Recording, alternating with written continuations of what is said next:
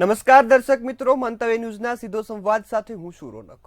આજે એક એવા મુદ્દાની ચર્ચા કરવી છે જે ગુજરાતમાં ઘેરા પ્રત્યાઘાત પાડી રહ્યો છે, વિદ્યાર્થીઓના માનસ પર અસર પાડી રહ્યો છે। ઘટના એવી છે કે અમદાવાદના 7th ડે સ્કૂલમાં એક વિદ્યાર્થી બીજા વિદ્યાર્થી પર હુમલો કર્યો અને એ હુમલા બાદ એ વિદ્યાર્થી ગંભીર રીતે ઘાયલ થયો અને જે બાદ ગત રોજ તેનું મૃત્યુ થયું। આવી જ એક ઘટના કચ્છ ભુજથી પણ સામે આવી, મહીસાગરથી પણ સામે આવી અને ઉત્તરાખંડથી પણ સામે આવી। હવે આપણે સવાલ અહીં એ થાય કે બાળકોની માનસિકતા એટલી ક્રૂર કેમ થતી જાય છે? બાળકો નાની નાની વાતમાં ગુસ્સે કેમ થાય છે? નાની નાની વાતમાં હુમલો કરી દે છે, મોતને ઘાટ ઉતારવામાં પણ વિચારતા નથી। સતત આ ઘટનાઓ હવે વાલીઓ માટે ચિંતાનો વિષય છે। એક તરફ તો કહેવામાં આવે છે કે યુવાનો અને બાળકો આપણા દેશનું ભવિષ્ય હશે, પરંતુ આ ભવિષ્ય પર હવે જે પ્રકારની અસર દેખાય છે તે ચિંતાનો વિષય છે। અમદાવાદની ઘટના જેમાં ધોરણ 10ના વિદ્યાર્થી અગાઉ ઝઘડો થયો, જે બાદ આ ઝઘડાનો ખેદ રાખી અને ફરીથી હુમલો કરવામાં આવ્યો। બોક્સ કટરથી હુમલો કરી તેને ઇજાગ્રસ્ત કરવામાં આવ્યો અને જે બાદ એ વિદ્યાર્થીનું મોત થયું। આ નાના નાના ભૂલકાઓ કે જેમની ઉંમર 18 વર્ષ કરતાં પણ નીચે છે અથવા તો 18 વર્ષ સુધીની છે, આ તમામ બાળકોમાં આ ક્રૂરતા ક્યાંથી આવે છે? તેઓની માનસિકતા પ્રકારની કેમ થઈ ગઈ છે? નાની નાની વાતમાં તેઓ ગુસ્સે કેમ થાય છે? આ સવાલો લઈ આજે અમે આવ્યા છે ને એ મુદ્દા પર ચર્ચા કરવી છે કે આ બાળકોને આ પ્રકારની જે ઘટનાઓથી દૂર રાખવા અને ભવિષ્યને ઉજ્જવળ કરવા માટે શું કરવું જોઈએ? આજે સીધો સંવાદમાં આજ મુદ્દા પર ચર્ચા કરવી છે।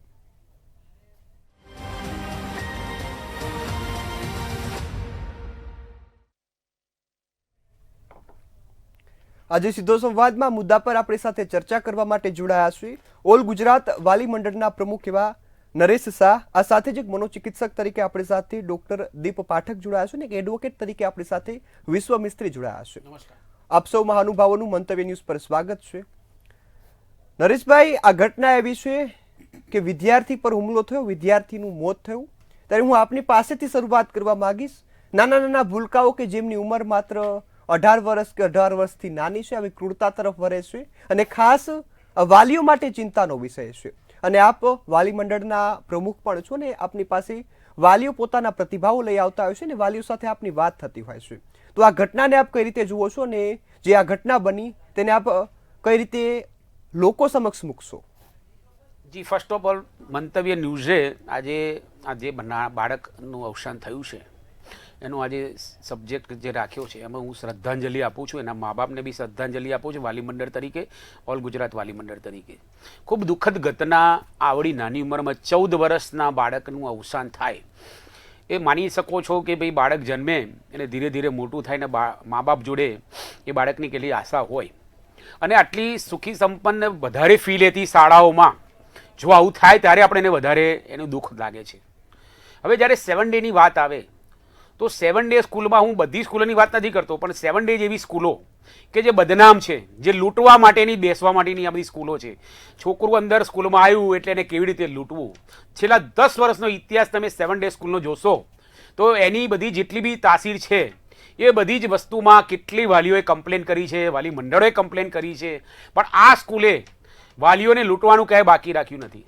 સ્કૂલના ટ્રસ્ટીઓ હોય, સ્કૂલના ટીચર્સો હોય, જે દાદાગીરી ભરી વલણ, સ્કૂલની અંદર ડ્રગ્સ આવવું, સ્કૂલની અંદર હથિયાર લઈને બાળકો આવવા, સ્કૂલની અંદર જબરજસ્તીથી સ્ટેશનરી આપવી, 9,000 રૂપિયાના સેટ આપવા, વાલીઓને મળવાનું નહીં, પ્રિન્સિપલને વળવાનું નહીં, આવી અસંખ્ય વસ્તુઓ આ 7 ડે સ્કૂલમાં થયેલી છે। આ કોઈ નવી વાત નથી।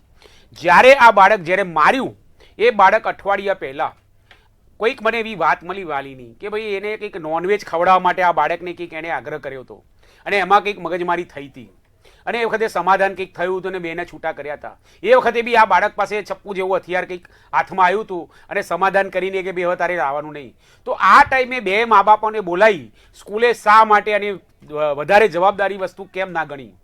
અને આ દિવસે જ્યારે આ છોકરો નયન મર્યો એ દિવસે જ્યારે છોકરો બહાર આવતો હતો સ્કૂલની ગ્રાઉન્ડમાં અને આ છરી જે બાળકે માર્યું છે એને એક્ટિવામાં જઈ છરી લાવી અને એ છોકરાને મારી જાવ, 1 ઘા 2 ઘાથી છોકરો તરત મરે નહીં।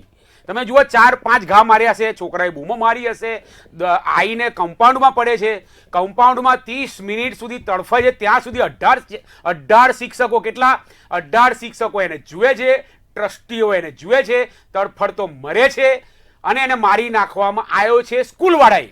હું તો સ્કૂલવાળાને જ કહું છું, સ્કૂલવાળાએ જ મારી નાખવામાં આવ્યો છે। શા માટે આ સ્કૂલની પર FIR ના થાય? અમારા વાલી મંડળે આજે જ કલેક્ટર શ્રીને એક આવેદનપત્ર ઓલ ગુજરાત વાલી મંડળને મેં આપ્યું છે કે સ્કૂલ ઉપર 220 કલમ પ્રમાણે ટોટલી ટ્રસ્ટીઓ પર FIR થવી. તમે મરતા માણસને માર્યો છે, ભલે પેલા તો માર્યો, પણ તમે બી મરતો માણસ ઊભા રહી અને તમારા ગ્રાઉન્ડમાં એ માણસ એ બાળકને બિચારાને મરતો કરે મારી નાખ્યો છે. બીજું કે આ સ્કૂલ જેટલા લીઝ ઉપર જે મને જાણવામાં આવી છે એની લીઝ પૂરી થઈ છે. 500 રૂપિયાના વારેમાં આ જગ્યા લીધેલી છે આ સ્કૂલે. એટલે આ સ્કૂલ કોર્પોરેશનની જે સરકારે મફતના ભાવે આ સ્કૂલને આપેલી છે તેમ છપાઈ કરોડો રૂપિયાને લૂંટ્યા છે.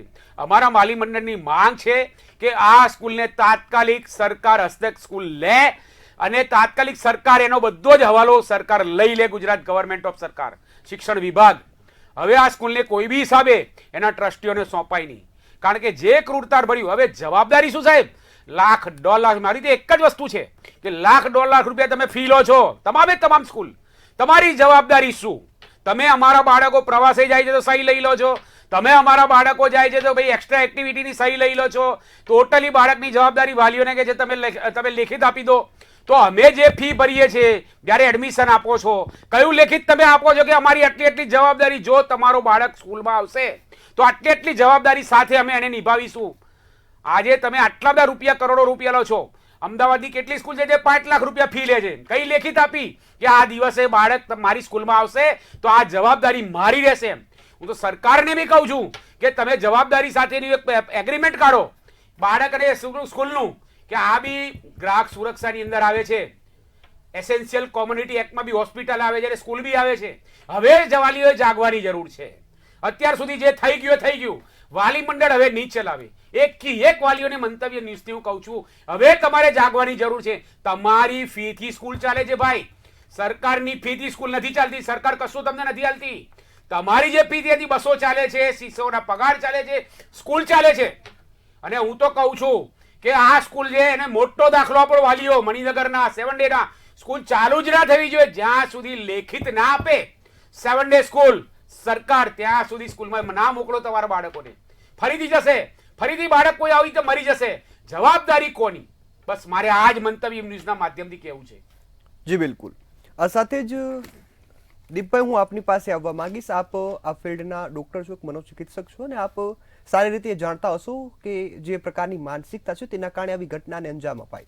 હું એક સરસ એક વાત કેવી છે કે બાળકોનું મન કુમળું હોય છે, તેના પર કોઈ પણ વસ્તુનો જો પ્રભાવ એ જોતા હોય એ તેનાથી જ શીખતા હોય. પણ હાલ જે માણસો ઘટનાઓ બને છે, સોશિયલ મીડિયાનો યુગ છે, તેના કારણે બાળકોની માનસિકતા ખૂબ જ ક્રૂર થઈ ગઈ છે. બાળકોને જલ્દી ગુસ્સો આવે છે, કોઈ પણ ઘટનાને અંજામ આપે છે. ત્યારે હાલ એક મનોચિકિત્સક તરીકે આપ આ ઘટનાને કઈ રીતે જોઈ રહ્યા છો અને તમામ જે બાળકો છે તેમના સ્વાસ્થ્ય માટે, તેમની સલામતી માટે શું કરવું જોઈએ? તો આ જે પરિસ્થિતિ, જે ઘટના ઘટિત થઈ છે, એ ઘટના ઘટિત થઈ એના લીધે જે બાળકો જે અત્યારે હાલમાં સ્કૂલમાં જવાના છે અને જે સ્કૂલમાં અત્યારે ભણી રહ્યા છે, એ બાળકોની મનસ્થિતિ ઉપર બહુ ખરાબ અસર પડે છે.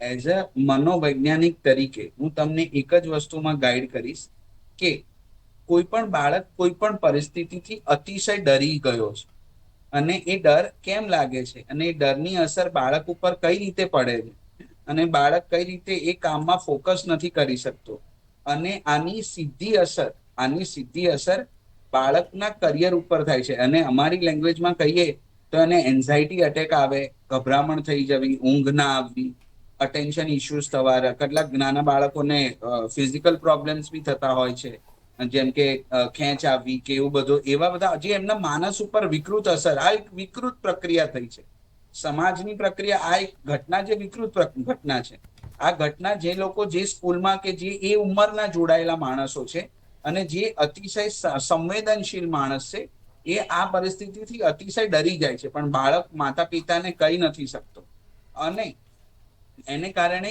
બાળક અંદર ને અંદર મૂંઝાયા કરે છે.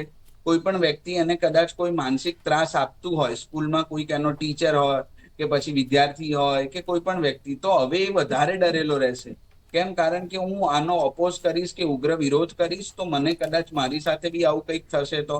અને જે રીતે આગળ સરે વાત કરી એ પ્રમાણે કે 7 ડે સ્કૂલના દરેક ટીચર, પ્રિન્સિપલ, બધા જે રીતે આ કાવતરું છુપાયું અને હવે ધીમે ધીમે એક ચેપ્ટરો ખુલી રહ્યા છે, આના પરથી ખબર પડે છે કે આવી ઘણી બધી સ્કૂલો હશે કે દરેક સ્કૂલોમાં ખાલી બાળક અને વાલીને પૈસાની જ ફીસ લેવામાં આવે છે અને બાળકોને યોગ્ય માર્ગદર્શન કે શિક્ષણ નથી આપી શકાતું. પણ બાળકોને એક્સ્ટ્રા કરિક્યુલર એક્ટિવિટી ને બધામાં વધારે ફોકસ થઈ રહ્યું છે.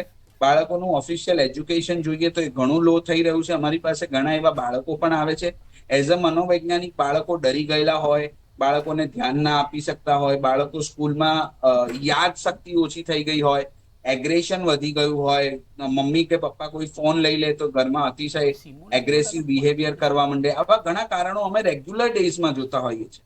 પણ જ્યારે આવી ઘટના ઘટિત થાય એના પછી જે નોર્મલ બાળકો આપણા ઘરમાં છે એવા બાળકો ઉપર માનસિક સ્થિતિમાં બહુ જ વણસી અસર જોવા મળે છે.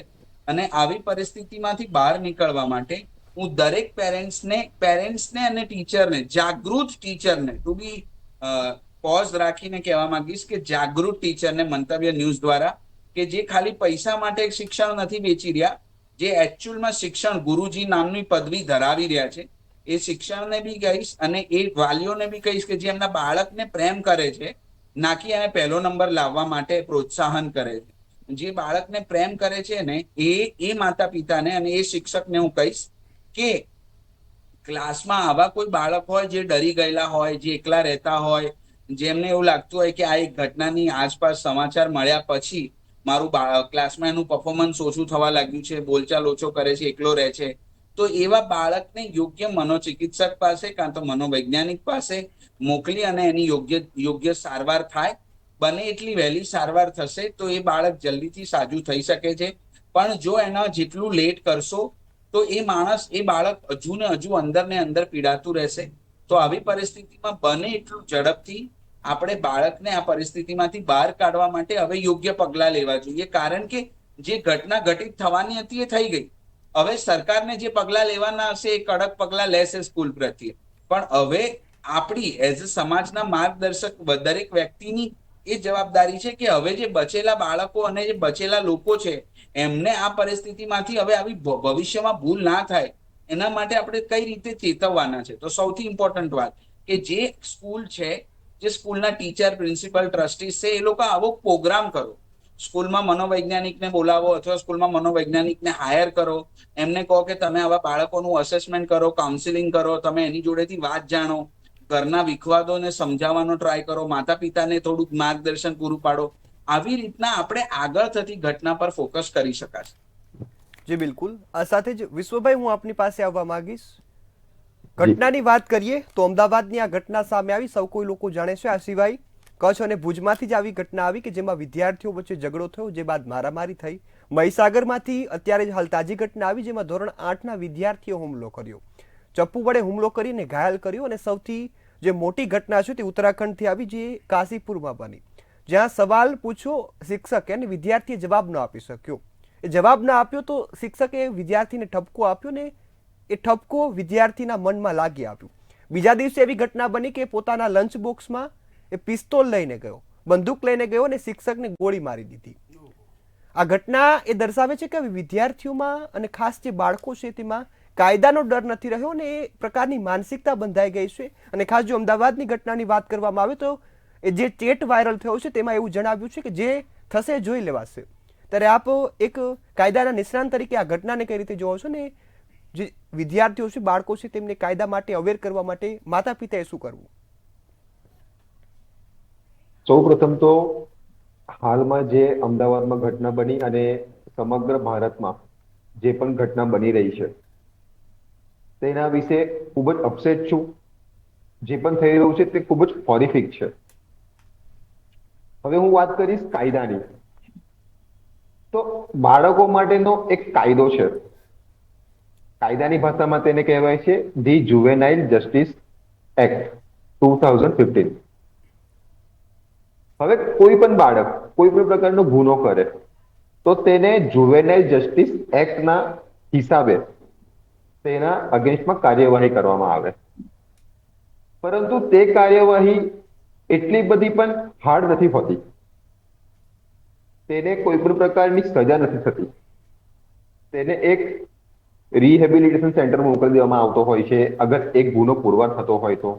અથવા તો પછી એને એવા કોઈ સુધાર ગૃહમાં મોકલી દેવામાં આવતો હોય છે, અથવા તો પછી એની પાસે કોઈ એક એવી એક્ટિવિટી કરાવવામાં આવતી હોય છે કે જેમાંથી તેનામાં થોડો થોડો સુધાર આવે, તેની આદતો સુધરે, તે ક્રિમિનલ થતા થતા અટકી જાય.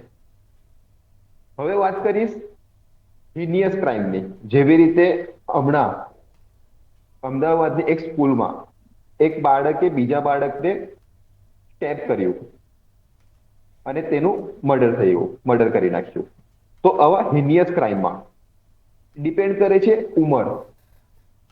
આપણા જુવેનાઇલ જસ્ટિસ એક્ટ 2015માં જણાવેલ છે કે બાળકની ઉંમર 16 વર્ષથી વધુ હોય, 16 વર્ષથી 18 વર્ષની ઉંમર હોય તો, અને તે ઉંમરમાં તેને હિનિયસ ક્રાઇમ કર્યું હોય. હિનિયસ ક્રાઇમ એટલે ખૂબ જ ગંભીર પ્રકારનું ક્રાઇમ, જેમ કે મર્ડર કરી દેવું, રેપ કરી દેવો, રેપ કરીને તેને મારી નાખવું, આવા બધા પ્રકારના ક્રાઇમ. તો એવા ક્રાઇમમાં જો જુવેનાઇલ જસ્ટિસ બોર્ડ ડિસાઈડ કરે તો તેને તે 16 થી 18 વર્ષની ઉંમરના છોકરાએ કરેલું જે ક્રાઇમ હોય, તે છોકરો એક્યુઝ છોકરો, તેને એક એડલ્ટ તરીકે કન્સિડર કરીને તેની સામે ટ્રાયલ ચલાવવામાં આવે. આ આપણા જુવેનાઇલ જસ્ટિસ એક્ટ 2015માં લખેલું છે. અને જો કોઈ પણ ક્રાઇમ કરનાર છોકરાની ઉંમર 16 વર્ષની નીચે હશે તો તેને કોઈ પણ પ્રકારની ઇમ્પ્રિઝનમેન્ટની સજા થાય એવું કોઈ પ્રોવિઝન છે નહીં. તેને સુધાર ગૃહમાં જ રાખવામાં આવશે, તેની અંદર સુધારો કરવામાં આવે, અને જો તેને સજા કરવામાં આવશે તો પણ તેને તેના પેરેન્ટ્સ, તેના ગાર્ડિયનના અંડરમાં રાખીને તેનામાં સુધાર આવે, તે પ્રમાણેના પ્રોવિઝન આપણા એક્ટમાં છે. એટલે સાચી વાત છે કે બાળકોની અંદર કાયદાનો ડર જ નથી, કારણ કે જુવેનાઇલ જસ્ટિસ એક્ટની અંદર કાયદામાં એવી કોઈ જોગવાઈ છે નહીં કે બાળકો તે પ્રકારના કોઈ પણ પ્રકારના ગુનો કરવાથી ડરી શકે. જી બિલકુલ. આ સાથે જ નરેશભાઈ, હું આપની પાસે આવવા માંગીશ.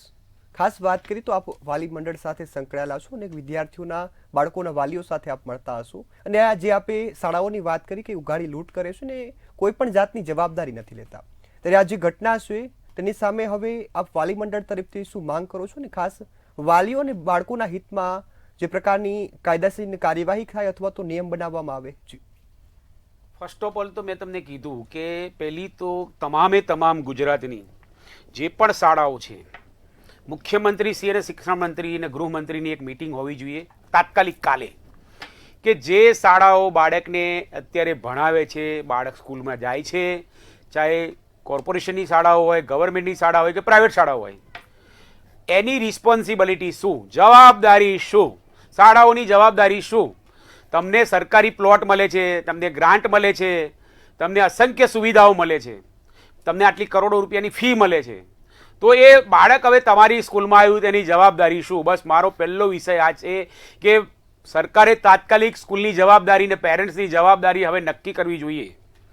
બીજું કે જે બાળક આજે સ્કૂલમાં જાય છે તો એના નીતિ નિયમોનું એક કાગળિયું એને પકડાવવું જોઈએ એના વાલીને, કે ભાઈ સ્કૂલમાં આવશે તો આટલા નિયમો સાથે હું એને એડમિશન આપું છું. એટલે એના મા બાપને બી ખ્યાલ આવે કે આ પ્રોટેક્શન થાય છે બાળકને, કે મારા બાળકની સાથે પ્રોટેક્શન કરવું પડશે. ત્રીજું કે સ્કૂલની અંદર આજે હું તમને બીજું બી એની સાથે સંલગ્ન જોડી રહ્યો છું કે આ કિસ્સો બનશે જ. શાળાની સાથે સાથે ગુજરાતની અંદર અત્યારે અમદાવાદ મેટ્રો સિટીમાં, ગુજરાત, બરોડા, અમદાવાદ, સુરત, કે અહીંયા જિલ્લાઓના બહારથી ભણવા માટે છોકરાઓ અત્યારે કોલેજોમાં, સ્કૂલોમાં આવી રહ્યા છે, તો પીજી વધી રહ્યા છે, પેઇંગ ગેસ્ટમાં બાળકો વધી રહ્યા છે. તો એના નીચે કોલેજોની બહાર, સ્કૂલની બહાર આજે ડ્રગ્સ, આ સ્કૂલની અંદર બી શું નથી આવ્યું, ડ્રગ્સ, ઇનહેરર જેવી વસ્તુ આવે છે, સિગરેટો, દારૂ, આ બધી જ વસ્તુનું સેવનો અત્યારે સ્કૂલની બહાર થઈ રહ્યું છે. નાના બાળકો એને અંગીકાર કરી રહ્યા છે. ગવર્મેન્ટે તાત્કાલિક ધોરણે જે બી પોલીસ સ્ટેશન આવતું હોય તો એ પોલીસ, જેમ ડીઈઓની ઇન્સ્પેક્શન હોય છે, દર વર્ષે ડીઈઓની ઇન્સ્પેક્શન સ્કૂલેને કરવાનું હોય છે, તો પોલીસે બી ઇન્સ્પેક્શન માટે પ્રિન્સિપલને બોલાવવા જોઈએ, અથવા તો પોલીસ ખાતાએ બી ત્યાં જવું જોઈએ વર્ષમાં 4 વખત, કે ભાઈ સ્કૂલનું શું બિહેવિયર છે, સ્કૂલનું શું રિપોર્ટ છે, સ્કૂલની અંદર શું બની રહ્યું છે, કેવા કેવા છોકરાઓ ક્રિમિનલ આવી રહ્યા છે, કયો છોકરો શું છે. હા, એક વસ્તુ કહું કે કાલે મારે, હું આજ ઘટના સ્થળે ગયો હતો, મને કહે કે 5000 બાળકો, અમે કેવી રીતે એની તપાસ કરીએ? અરે ભાઈ, તમને 5000 છોકરાની તપાસ કરવાની અમે નથી કહેતા, પણ તમને એટલી તો ખબર પડે કે 40ના વર્ગનો એક વર્ગ હોય, 40ના બાળકોનો, તો શું એ શિક્ષકને ના ખબર કે બધી 5 બાળકો કે ક્રૂરતાવાળા છે, કે 5 બાળકો ગુસ્સાવાળા છે, કે 5 બાળકો ઉપર શક લાગે તમને કે આ આવું છે, તો એનું કેમ ચેકિંગ ના કરો? તમે બધા ચેકિંગ ના કરો? આજે એરપોર્ટ ઉપર જઈએ છે, રેલવે સ્ટેશન જઈએ છે, કે પોલીસવાળા 5000 માણસને થોડી પકડે છે? પોલીસને ખ્યાલ આવી જાય કે ભાઈ આ ક્રિમિનલ જઈ રહ્યો છે, તો શંકાના આધારે એને પકડતા હોય છે. તો તમે સ્કૂલમાં જે બાળકો આવતા હોય, હવે આ બાળક છે તો એની પર નજર કેમ ના રાખી?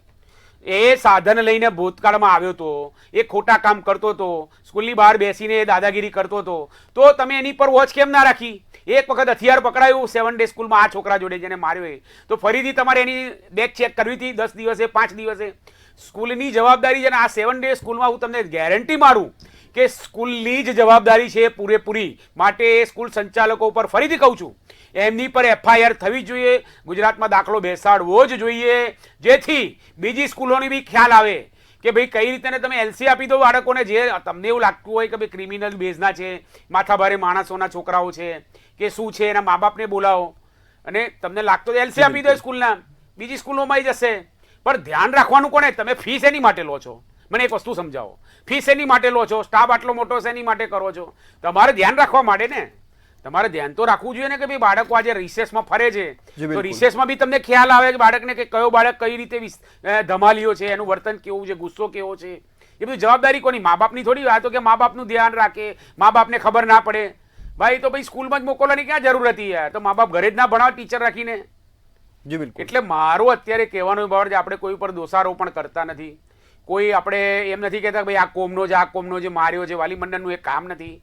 મારું તો એક જ વસ્તુ કહેવું છે કે સ્કૂલોવાળાની જવાબદારી શું? ફરીથી 7 ડેમાં બાળકો ફરીથી જશે, કાલે સ્કૂલ ખુલશે, ફરીથી આવી ઘટના ઘટશે, તો એ સ્કૂલની જવાબદારી શું? વાલીઓએ લેખિતમાં જવાબદારી લેવી પડશે સ્કૂલમાં જઈને કે હવે મારો બાળક આવે તો તમારી જવાબદારી શું? અમે ફી આલીએ છીએ, તમારી જવાબદારી શું? અને હું તો હજુ કહું છું, ગુજરાત ગવર્મેન્ટમાં આ મુદ્દો હું ચગકતો જ રાખીશ કે આ સ્કૂલ ઉપર પહેલો દાખલો બેસાડો કે FIR કરો, જેથી સ્કૂલ જે રીતે લૂંટે છે. અરે આ તો તમે કહો આ વસ્તુ થઈ, 10 વસ્તુ છે આ સ્કૂલની અંદર કે FIR થવાના કારણ છે. એટલું બધું આ સ્કૂલે ખોટું કર્યું છે. જી બિલકુલ. આ સાથે જ દીપભાઈ હું આપની પાસે આવવા માંગીશ એક મનોચિકિત્સક તરીકે, અને ખાસ જે વિદ્યાર્થીઓ અને બાળકોમાં આ પ્રકારની કૃત્યો વધતા જાય છે, આ પ્રકારની માનસિકતા વધતી જાય છે, તો વાલીઓ કે આ પ્રકારની ખાસ કાળજી રાખવી જોઈએ જેના કારણે બાળકોને આ પ્રકારની ક્રૂરતાથી અટકાવી શકાય? અતિશય ખૂબ અને યોગ્ય ક્વેશ્ચન તમે પૂછ્યો છે સર. બટ આના પહેલા જે ડિસ્કશન ચાલતું હતું કે જે ટીચર્સની રિસ્પોન્સિબલ વ્યક્તિની જવાબદારી હોય છે, જે સર ડિસ્કસ કરતા હતા, એના વિશે હું 2 વાક્ય બોલવા માંગીશ. કે એમાં સૌથી પહેલા તો જે રીતે સરે કીધું કે ભાઈ ટીચરે બધા વિદ્યાર્થીઓને ધ્યાન રાખવાની જરૂર નથી. જે ક્લાસમાં આવા અવચંડા વિદ્યાર્થીઓ છે, કે જે ક્લાસમાં એગ્રેસિવ બાળકો છે, કે જે ક્લાસનું ધ્યાન કેન્દ્રિત કરે છે, કે લોકો એવું અવોઇડિંગ બિહેવિયર કરે છે, એવા બાળકને ખાસ ધ્યાન દોરો અને એના પેરેન્ટ્સને વારંવાર ચેતો એના બિહેવિયર બાબતે. અને જો એવા બાળકને યોગ્ય સલાહકાર કે પછી મનોચિકિત્સક કે મનોવૈજ્ઞાનિક સાથે જો એનું યોગ્ય માર્ગદર્શન મળશે, તો અવશ્ય ક્લાસના બાકીના બધા જ બાળકો સારી રીતે પોતાનું ભણતર પૂર્ણ કરી શકશે. આ એકદમ ન્યાયની વાત છે. જો દરેક શિક્ષક, દરેક ટીચર અને દરેક પ્રિન્સિપલ જો આટલું કરશે ફક્ત, તો પણ ક્લાસના સ્કૂલના બાકીના જે ભણવાવાળા વિદ્યાર્થીઓ છે, જે 80% છે, જે 80% ભણવાવાળા વિદ્યાર્થીઓ છે, એ ભણી શકશે. એમાં કોઈ કાસ્ટ, ધર્મ, રિલિજિયસ કંઈ જ નથી. આ વસ્તુ પર દરેક ટીચર અને પ્રિન્સિપલે ખાસ ધ્યાન આપવાની જરૂર છે. હવે તમારા પ્રશ્નનો ઉત્તર, તમે જે રીતે કીધું કે આવા બાળકો માટે વાલીએ કઈ રીતે સજાગ રહેવું જોઈએ અને કઈ રીતે આવી પરિસ્થિતિમાંથી બાળકને સાચવવા જોઈએ. તો સૌથી પહેલા દરેક વાલીએ એ બાળકનું રૂટીન ચેક કરવું જોઈએ કે મારા બાળકનું રૂટીન શું છે. એ દાખલા તરીકે ફ્રી સમયમાં એ શું યુઝ કરી રહ્યો છે. ફોન યુઝ કરી રહ્યો છે તો એ ફોનમાં કયા પ્રકારના કોન્ટેન્ટ જોઈ રહ્યો છે, એ શું મૂવીઝ મોબાઈલ જોઈ રહ્યો છે, એ કઈ પ્રકારના કનેક્ટિંગ એની લાઈફમાં શું ચાલી રહ્યું છે, મોબાઈલમાં કઈ ગેમ રમી રહ્યો છે, એના ફ્રેન્ડ સર્કલ કેવા છે, એ રિસન્ટલી શું ચેટમાં વાત કરી રહ્યો છે. આપણે એને ફ્રીડમના નામે 5મા, 6મા, 7મા, 7th, 8th સ્ટાન્ડર્ડથી we giving you the phone, આપણે એમને ફોન આપી દઈએ છીએ અને એના પછી આપણે એમને we have a freedom, we can't check the phone because of the privacy. છોકરો કેવું વિચારશે એ ડરથી આપણે છોકરાનો ફોન પણ ચેક નથી કરી કરતા, પણ એ યોગ્ય નથી. આ જ સમયગાળો એવો છે જે સામા બાળક યોગ્ય લાઈન પણ પકડી શકે છે અને અયોગ્ય લાઈન પણ પકડી શકે છે. જો આ પરિસ્થિતિમાં માતા પિતા જો બાળક જોડે યોગ્ય સમય ફાળવશે કે બકા તને ફ્રી ટાઈમમાં અમે લોકો ઓફિસ હોઈએ એ દરમિયાન તારે ફોન યુઝ કરવાનો છે, હવે પપ્પા ઓફિસથી આવી ગયા છે, આપણે ડિનર ટાઈમ છે, ફોન બધા સાઈડમાં મૂકી વી કેન ટોક અબાઉટ, આપણે સાથે બેસીએ, વાતો કરીએ, તારું રૂટીન શું ચાલે છે મને તું શેર કર. જો એ માતા પિતા સાથે કનેક્ટેડ અને સંલગ્ન હશે, સારી રીતે વાતચીત કરતો હશે, તો એ બાળક ક્યારે પણ આવું કોઈ પગલું નહીં ભરે. હવે સેકન્ડ પોઈન્ટ કે કદાચ કોઈક એવી પરિસ્થિતિ છે કે બાળક અતિશય એગ્રેસિવ છે કે અતિશય એકલતાપણું ફીલ કરે છે કે માતા પિતા બોલાવવાનો ટ્રાય કરે છે. હવે કાલથી કદાચ અચાનક માતા પિતા એને બોલાવવાનો ટ્રાય કરશે, એની સાથે વાતચીત કરવાનો પ્રયત્ન કરશે, પણ બાળક કદાચ યોગ્ય આન્સર નહીં આપે, તો એ તરત આન્સર નહીં આપે, કારણ કે બાળક એના કમ્ફર્ટ ઝોનમાં ટેવાઈ ગયું છે કે ભાઈ મારી સાથે મારા માતા પિતા કોઈ નથી, મારે મારી દુનિયા મારી જાતે જીવવાની છે. પપ્પા ઓફિસથી 10 વાગે આવે છે, મમ્મી 8 વાગે 7 વાગે ઓફિસથી આવે છે, તો એ એના કમ્ફર્ટ ઝોનમાં સેટલ છે. તો તમે ધીમે ધીમે કરીને તમારો સમય કાઢો અને બાળક સાથે વ્યતીત કરો, બાળકની જોડે વાતચીત કરો, અને એ જેમ જેમ કરશો તેમ ધીમે ધીમે એનું સોશિયલ મીડિયા, એનો ફોન એડિક્શન ઓછું થશે. એની લાઈફમાં જે કંઈ બી મૂંઝવણો અટકળો ચાલી રહી છે, એના મસ્તિષ્કમાં ઘણા સવાલો પણ હશે અને એ કદાચ તમને પૂછવા પણ માંગતો હશે, પણ તમારા બંને વચ્ચે એટલું અંતર આવી ગયું હશે ડ્યુ ટુ ફાઇનાન્શિયલ રિસ્પોન્સિબિલિટી, તો તમે એ થોડું ઓછું કરો. એને કદાચ મોટી ગાડી કે મોટી ગિફ્ટ નહીં આપી શકો તો બાળકને ચાલશે, પણ તમારો જો કિંમતી સમય તમે આ 12 થી 18 વર્ષ 17 વર્ષમાં આપશો તો બાળકનું આખું જીવન અને ઘડતર બદલાઈ શકે છે. તો માતા પિતા જો એને યોગ્ય સમય અને યોગ્ય માર્ગદર્શન આપશે તો બાળક ક્યાંક એના મગજમાં ચાલતી ગડમથલ એ શેર કરશે. અને જો તમારાથી એને શક્ય નથી સમાધાન મેળવવું, તો મેં તમને અગાઉ બી કીધું કે તમે કોઈ પણ મનોવૈજ્ઞાનિક સાથે જઈ, જે ઓફિશિયલ RCI લાયસન્સ હોય એવા ડોક્ટર્સ કે સાયકોલોજીસ્ટ જોડે જઈ તમે એની સાથે પ્રોપર સેશન સેટ કરાવશો તો he will definitely fine with that situations. મારી પાસે ઘણા બધા એજ્યુકેટેડ પેરેન્ટ્સ અને વાલીઓ આવે છે અને એ પેરેન્ટ્સ અને વાલીઓ થોડાક ટાઈમ સેશન્સ લીધા પછી જી બિલકુલ. એ છોકરાઓની ગાડી એકદમ રેડી થઈ જાય છે અને કરિયરમાં સારા એવા સેટલ બી થઈ ચુક્યા છે. જી સો બિલકુલ. બિંગ અ પેરેન્ટ્સ તમે આ વસ્તુ કરશો તો તમારું બાળકને હજુ બી ચાન્સ છે, હજુ જી કશું જ બિલકુલ ગયું નથી. દિલીપભાઈ, સમયનો અભાવ છે. જી. આ સાથે જ આપ સૌ અમારી સાથે જોડાયા અને આ મહત્વનો મુદ્દો વિદ્યાર્થીઓ અને બાળકોના ભવિષ્ય માટે ને માતા પિતા માટે એના પર આપે ખૂબ સરસ ચર્ચા કરીને માહિતી આપી, એ બદલ આપ સૌનો ખૂબ ખૂબ આભાર. વિદ્યાર્થીઓ હાલ આ પ્રકારની જે ગૂંચવણોમાં ફસાય છે, એ પ્રકારની માનસિકતા બંધાય છે ને જેના બાદ ઘણી વખત હત્યા સુધીની ઘટનાઓને અંજામ આપે છે. તો ખાસ માતા પિતાએ સમયની ફાળવણી કરવી જોઈએ, બાળકો સાથે સમય વ્યતીત કરીને તેમની મનની વાત જાણવી જોઈએ. સાથે જ શાળાના સંચાલકો છે, શિક્ષકો છે, તેઓએ પણ ખાસ કાળજી રાખે તો આ પ્રકારની ઘટનાઓ ટાળી શકાય. આજના મુદ્દામાં બસ આટલું જ. ફરી મળીશું નવા વિષય સાથે. ત્યાં સુધી મને રજા આપશો. નમસ્કાર.